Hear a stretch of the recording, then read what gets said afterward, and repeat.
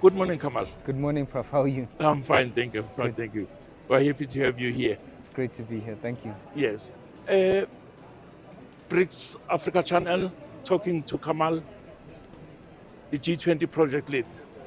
Please explain to us, what are the 4 G20 priorities? Thank you, Prof. Temba. So this year, the South African government has put forward 4 main presidential priorities. The first is around disaster risk and resilience. The second is about debt sustainability, especially in low-income countries. And then there's also a priority that focuses on financing the just energy transition. Yes. And finally, there's So those are the main priorities for the South African presidency this year. The government has throughout the year made some important advances on these priorities. There has been a ministerial communique on disaster risk and resilience. There was also a finance minister's declaration on debt sustainability. Of course, when it comes to just energy transitions, there was quite in-depth negotiations around this in the Sherpa meetings and in various working groups. May you please help us unpack debt sustainability and why is it so important? Thanks, Prof. So, for South Africa as a country, South Africa is debt sustainable at this point. But for the continent, debt is a huge issue. 750 million people in Africa live in countries that spend more on debt servicing than they do on education and health.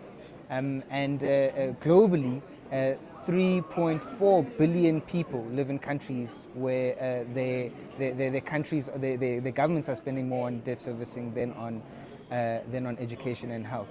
And ever since multiple crises that really began around 2020, around the COVID-19 crisis, the pressure on government's finances has really amplified, combined with geopolitical conflicts around the world, rising prices of food, and a range of other trade wars. These kind of multiple crises, what's often called polycrises, have compounded and put a lot of pressure on governments' balance sheets. There is in many countries a debt crisis, and especially in Africa. And so the South African government put debt on the agenda to be discussed and to be deliberated on. And the G20 is really one of the most important fora to discuss sovereign debt crises. And the reason for that is that there has been a shift to the G20 from what was historically called the Paris Club, which is where countries would go to renegotiate their debt. But what has happened is ever since the changing in global power, including the rise of the middle income countries such as China, South Africa, Russia, the BRICS have grown exponentially, and this has also meant that those countries have become creditors as well. And so there's been a move away from the Paris Club, where debt was renegotiated amongst mostly Western creditors, to the G20 that includes both the G7 and BRICS. And so the G20 has become the forum where the rules of renegotiating or restructuring debt have been set through what's called the G20 Common Framework. Yes, elaborate on that G20 Common Framework restructuring, because when I was reading some of the proposals there's one part which says, rather than restructuring, let us talk about the refinancing. What are the differences between those two?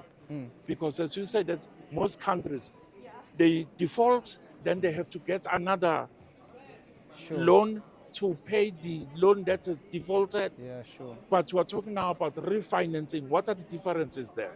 Sure. So there is a difference between a solvency crisis, where a country just can't pay it back and doesn't have the economy or the economic power or the productivity to produce revenue that will be able to pay back the loan in a sustainable way, over the short, medium, and long term. That is a solvency problem. And then you have some countries that have a liquidity problem, which just means that they've got strong economies and they could repay the debt. It just needs to be extended for a little bit so that they can have the cash or the liquidity to pay it back, because they didn't expect, for example, the COVID crisis, geopolitical issues, supply chain disruptions, climate issues to put, unexpected pressure on their finances. And so those countries have what's called a liquidity problem, where they just don't have the cash on hand in this moment, right? So that's really the difference between the two. But one of the problems that we're seeing, and it really is a narrative of global institutions like the IMF and the World Bank, and this is a narrative that what the world has been facing since 2020 is a liquidity problem. But Prof, you would know that if I've got a liquidity problem for 5 years, it's no longer a liquidity problem; it's a solvency problem. Yes. And part of the problem with that narrative is it's kind of saying there is no global debt crisis, and the reason for that is that countries aren't defaulting. But that narrative is misleading, because we need to look at what is the cost of not defaulting and why countries are not defaulting. One of the reasons that they're not defaulting is because this G20 common framework hasn't been working very well. Zambia, that defaulted in 2020, it took them nearly 4 years to restructure, right? That's absurd. They've been locked out of capital markets for a whole 4 years, and the time over which the restructuring happens is becoming shorter and shorter. But the G20 common framework still remains to be opaque, too slow, and often the debt relief insufficient for long-term growth. So, putting debt on the agenda by the South African government has been a really important kind of attempt to try and resolve some of these issues with the common framework. And there's two really important reforms that we should be looking at.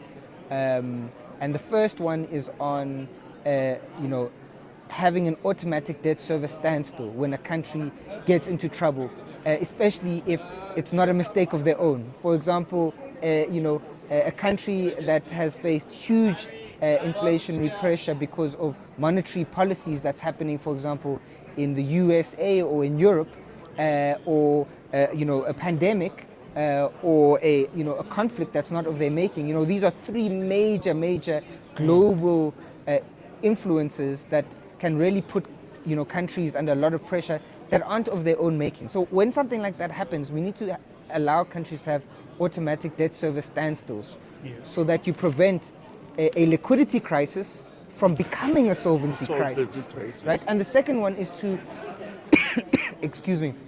The second one is to expand the eligibility of those countries who can apply for the common framework. Because currently the eligibility only really includes low-income countries, when in fact there are many middle-income countries that are suffering and need relief equally. Right? So those are two key reforms that the G20 can look at. Okay. Let me play the devil's advocate here. Please. We know that G20 doesn't have the mandate to enforce. That's right. It will rely then on the goodwill of financial institutions. So what will be the connection? What will be the mechanism applied in that situation? So, I think with international relations, you always need states to agree consensually in a consensus forum on any reforms. But at this moment, the G20 common framework really is the only policy that exists that goes beyond the Paris Club to include middle-income countries. And so countries are using the common framework, and it is being used. And the discipline tool in global debt is that if you do default, you are being locked out of capital markets. And if you do default, you will struggle to get more debt in the future, right?